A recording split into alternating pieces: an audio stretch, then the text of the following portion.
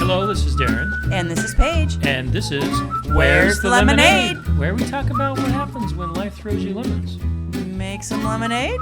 Maybe. Some weeks it's lemon squares. Yeah, some weeks it's just lemons. Yeah.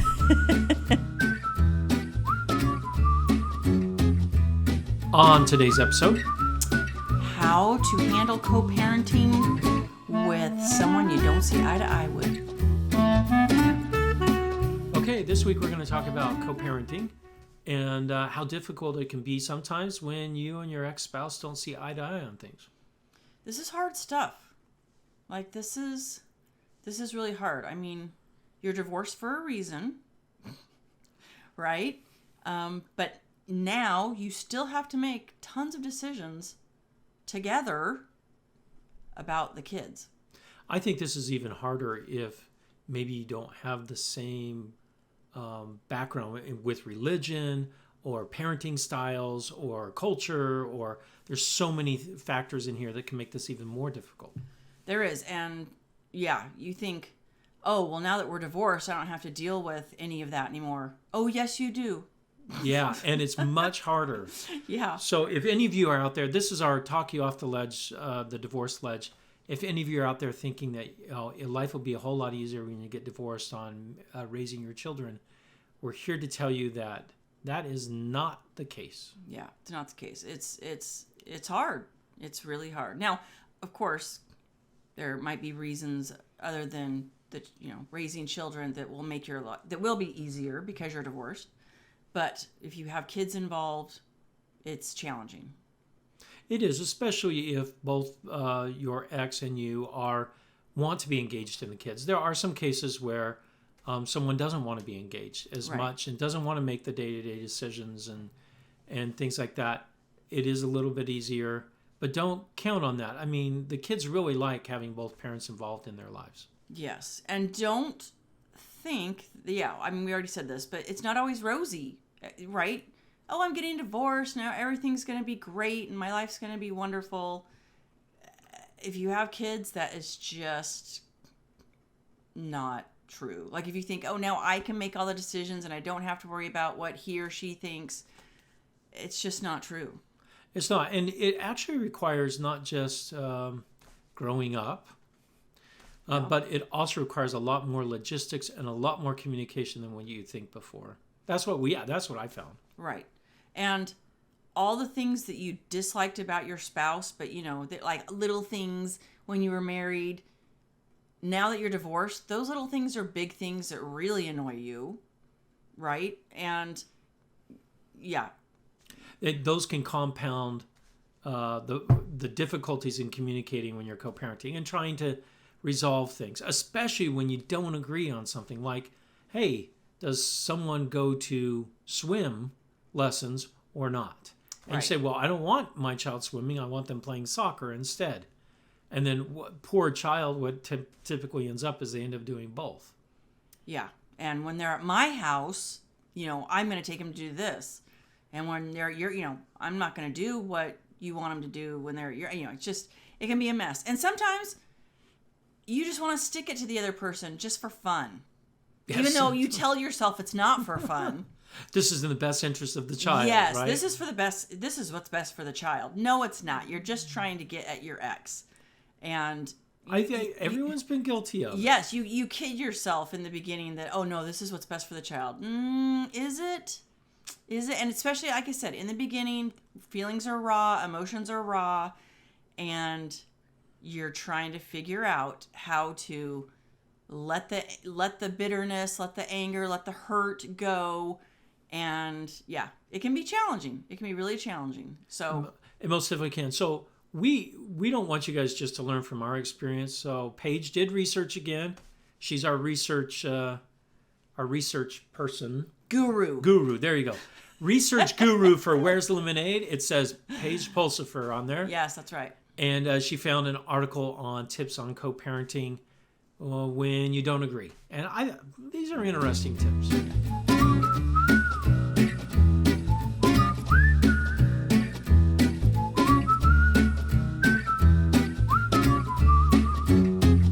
All right, here's some tips on co-parenting with someone when you don't agree with them. And we don't agree with all these tips, but there's some really good insight in here as well. Yeah. So what's the first one, honey? Set boundaries with your kids.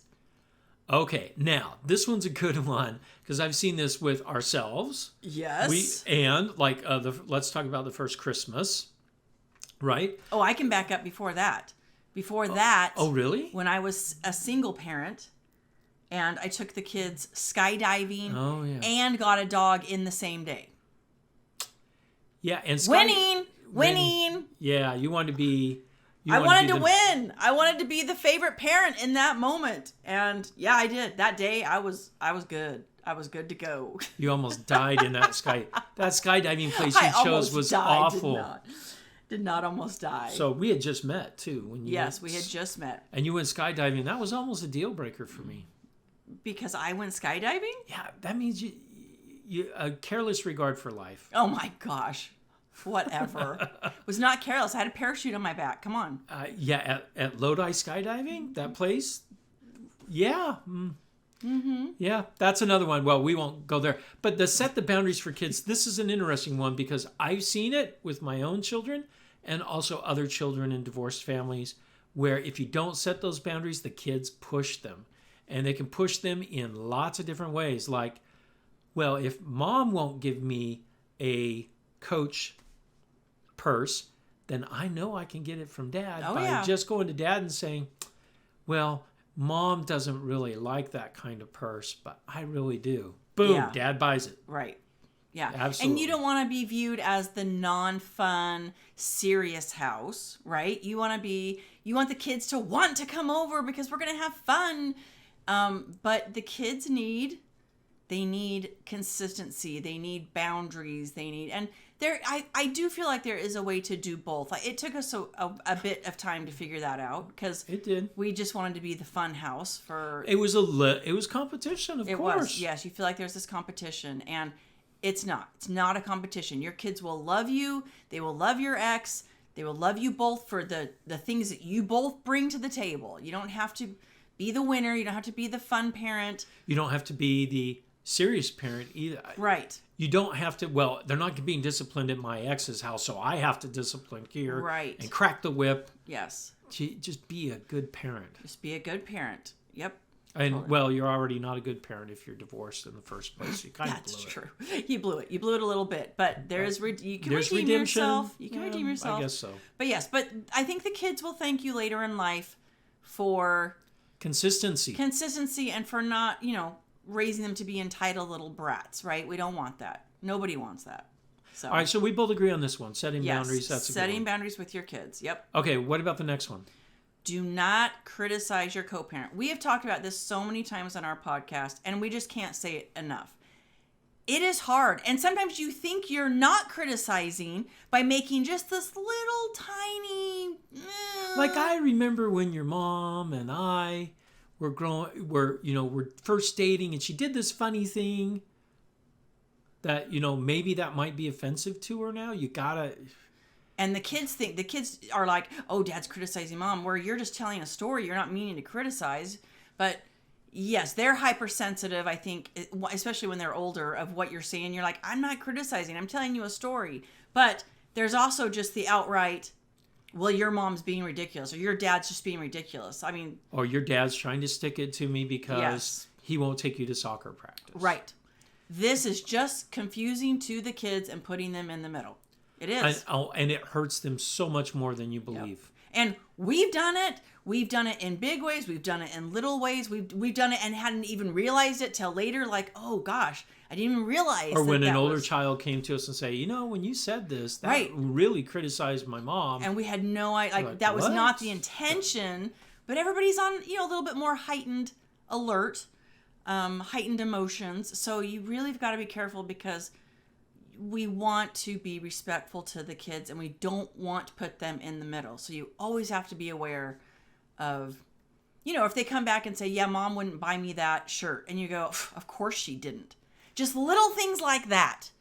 You've got to check yourself. Check yourself and don't criticize. Now, sometimes, especially in front of the kids, you don't want to do it. Sometimes you need to vent, though. Absolutely. But you should never vent with your children. Nope. Ever. Nope. Even when they're adults. Even when they're adults. Right? Because you have to remember, they're half of their parent. Yep. Right? So when you criticize their parent, you're criticizing them in a way. Yeah. But here's another gotcha too. You have to be careful who you vent with. We ran into this problem. Yes, we did. You think that you're venting to someone that has no connection to anyone in the divorce, and then all of a sudden, wait, how did that get back to the what? This happened to me. I was venting to a coworker that I was very close with through the divorce. He was there for me. He talked to his wife about it. His wife talked to her best friend, who happened to know someone that knew my ex-wife. It was so and I'm crazy. Like, oh my goodness. And it's not like you said terrible things. You were just venting about the frustration and how I've got to deal with my ex-wife now, and she doesn't agree with what I want to do, and all that sort of stuff. And your ex came to you and was like, how dare you? And you were like, I didn't even know. Like, you had no clue. You had no clue, because you wouldn't have done that. No. And another problem that sometimes you may want to vent to your own family members. Remember, word still spreads around. If you were married for a while, your sisters might like your ex better than they might like you. And you know what? And you need to let them hold on to that. If they liked your ex, let them keep liking your ex. Right? And sometimes you do need to vent. So maybe find someone that you can trust. Right. And say, I really can't have you talking to anyone about this, or a therapist or someone. You do need to get that out. Yeah. Okay, next one. Be a team. Now, when I saw this one, I was like, because especially in the beginning, it's really hard to be a team and to be a team player. You just divorced this person. And the feelings are very raw. The feelings are raw. It's really hard. But it said your kids need to see a united front if possible. And I 100% agree on this. If at all possible, they need to know that mom and dad are on the same page with this. Whether it's with discipline or major decisions. Or who's throwing the birthday party this year. Right. Yes. You've got to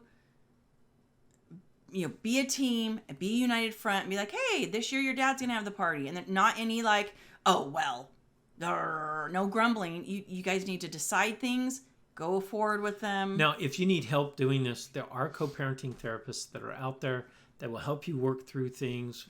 I've been to those to help work through, difficult situations or family situations that are out of the ordinary, whatever, that you hadn't planned for.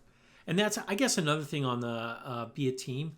Sometimes it helps in your divorce parenting agreement that you have, that you outline some of the things specifically in there. That can help alleviate some of the confusion and the emotions involved around family events or whatever the case may be.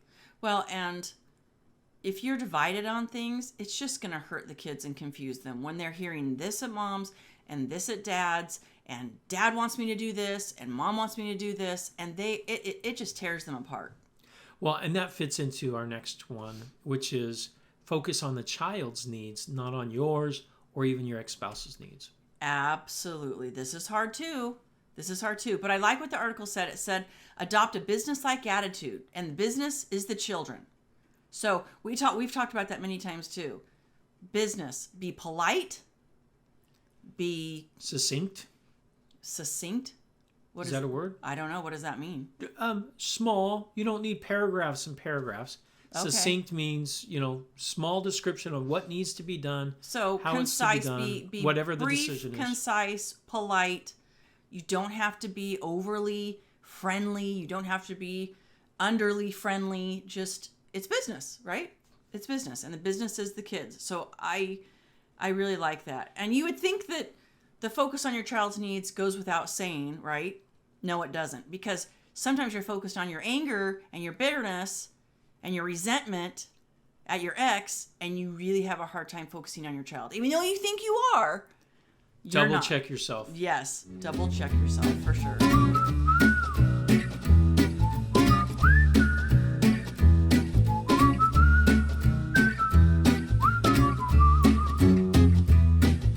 What's the next one? It's about communication. Don't talk on the phone. Wait, you're not ever supposed to talk on the phone again? No, it's just, especially if you're going through a rough patch, or if it's in the beginning where things are really raw, or sometimes, it's a little roller coaster ride. So you might be having a good couple months or a year, and then you're having a bad year or a couple months. So if you're constantly arguing, or if you just have really negative feelings, I think communicating through text or emails, it gives you a minute to think and act rationally.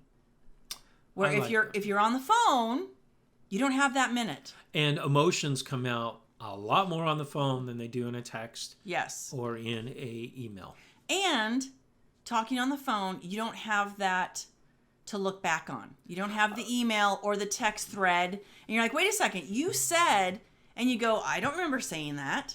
Right? And you legitimately may not remember saying it. They may not remember. But when you go, oh, well, let's go back to this text or let's go back to the email, it's right there. And you can just end the argument right there. Oh, well, this was said. Oh, okay. Well, if that's what was said. And then you can point back to the emails and things like that. So yes. Even if you do have a phone conversation and a decision was made, follow that up with, this is what we talked about today. Can you confirm that? Yeah. And you do that in business anyway. Right. I know I do. If I've been on the phone, hey, this is what we talked about today. This is what I said I was going to do. Is this correct? Right. And lastly, on this topic, it will also give you evidence, should you need it, one day in court. I hope you don't. But should you need it, you have these things to look back on and have as evidence, like this was our conversation or this is what we decided. Well, and I'm going to skip to later on. Stay out of court. Absolutely. Stay out. If there's any way, I mean, clearly there's times where you have to.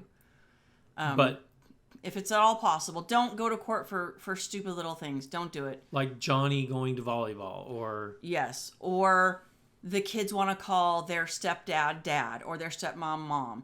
You know what? These are things that will resolve themselves.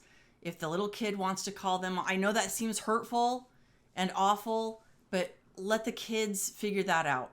And yeah, because the only one that wins in a court battle are the lawyers. Yeah, that's true. They just suck you dry. Yeah. So stay out of court if at all possible. Like I said, sometimes it's not possible, but if at all possible, stay out of court. All right, next one. Don't expect too much. I like this one. Lower your expectations, people. Lower. How low are they? Go lower. Go lower, yeah. I mean, you have to remember, you got divorced for lots of different reasons. And one of the reasons was probably that you're not great at communicating with each other. Right? So don't expect that, you're divorced and now all of a sudden you can make all the decisions yourself and that magically your spouse is going to agree with everything that you decide. Well, or if, one of the reasons you divorced was because your spouse wasn't around, right? They were always gone or whatever. You don't know, after you get divorced, they could decide, you know what, I need to step up and be a good parent now because I'm a single parent and I got to step up.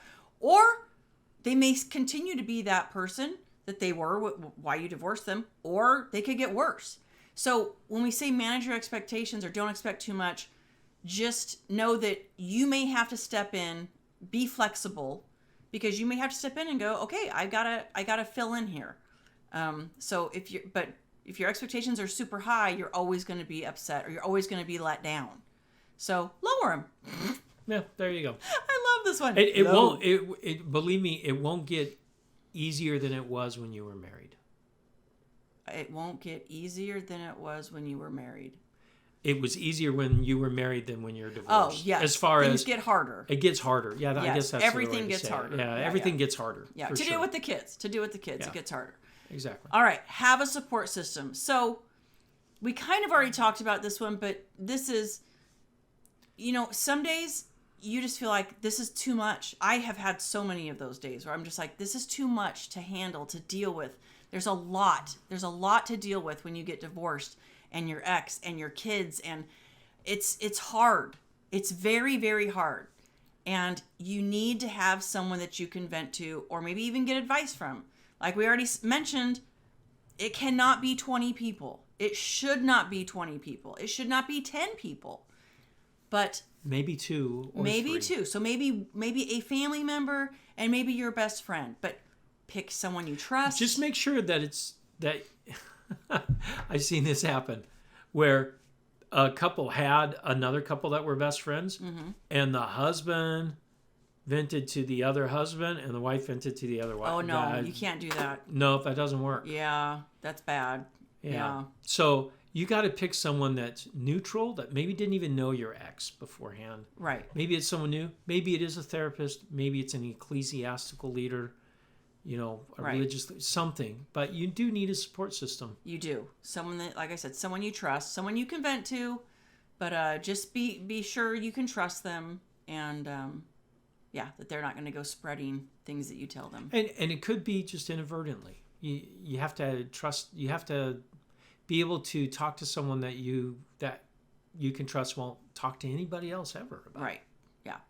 Okay. The next one, which we kind of already talked about as well, is go to court if you must. Only if you must. So if you've tried everything, and your ex is just not giving you time with your kids. I mean, or they're not paying child support or whatever. Like I said, make sure it's something big that you're going to court that they're for. breaking a current court order. Yes. But then go, right? Like you have to go, right? If they're not giving you time with your kids. But if you guys are just fighting over, bedtime, I've seen this.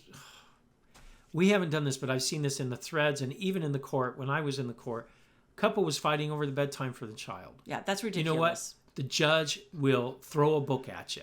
As he should. I mean, be a grown-up. Those are things that in your home, you can control that. Guess what? In the other home, you cannot. So don't even try. So they're going to bed at 10 instead of 8. Yes, you think they should be having more sleep. You don't have control over that.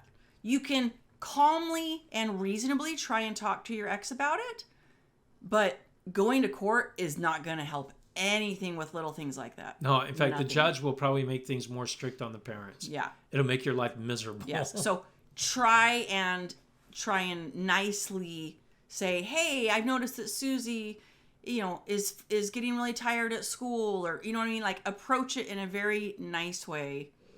And you'll get further than going to court for sure. Okay. This is the last one I actually agree with. You want to sing this one? Let it go. Let it go. Yep. You got to let the past go. Even the past that may be 2 weeks ago. Yeah. Right? You just have to, you can't hold on to grudges. You can't say, well you can. 5 years ago, you didn't let him play soccer. Now you're letting him play soccer? Yeah. It doesn't do anyone any good. Yeah. It doesn't. So to succeed in co-parenting, you need to let go of anger, resentment. Start anew. And this isn't going to happen right away. I promise you. It's going to take a minute for you to go, you know what? We need to bury some of this, anger and resentment and form a new relationship. And I like what the article said. It is no longer about your ex's feelings. You are not responsible for how your ex feels. That's not your responsibility anymore. You're divorced. So you don't have to spend time trying to, if you've apologized for past wrongs, you can move on. You don't have to spend time trying to, repair and no, it is not your job anymore to. It's also not your job to stir the pot. Absolutely right. Not. Do not. Because sometimes you may want to. Yep. Right. It happens. Yes. So it's about the kids and the kids' best interest. And I always say this, put that on repeat. It's about the kid's best interest. And sometimes you are trying to justify your actions that, well, this is in the kid's best interest. Really take a step back. Yeah. Is it really in the kid's best interest? If you're trying to justify what you're doing, you already know it's not in the kid's best interest. And like I said, we have been through almost all of these things. We've participated in them. Yes. We have received them. We've done all of them. Yes, so. And we are still a work in progress. Of course, you're always a work in progress, right?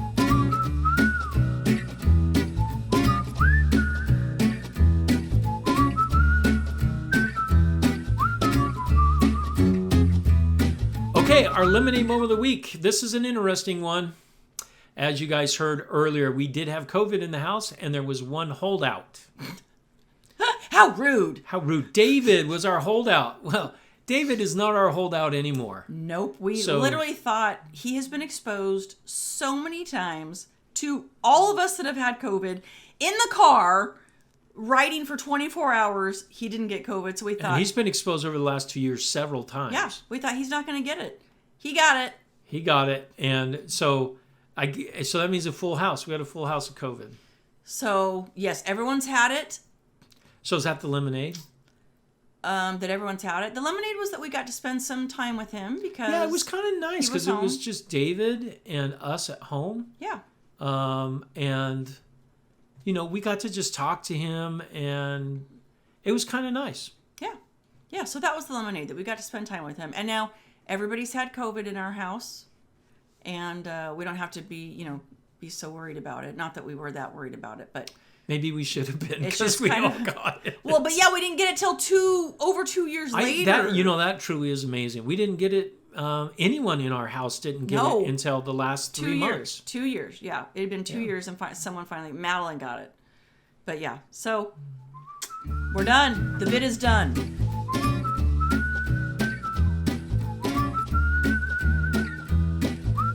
If you like today's episode, give us 5 stars on iTunes, Spotify, Google. And head to Facebook and like us.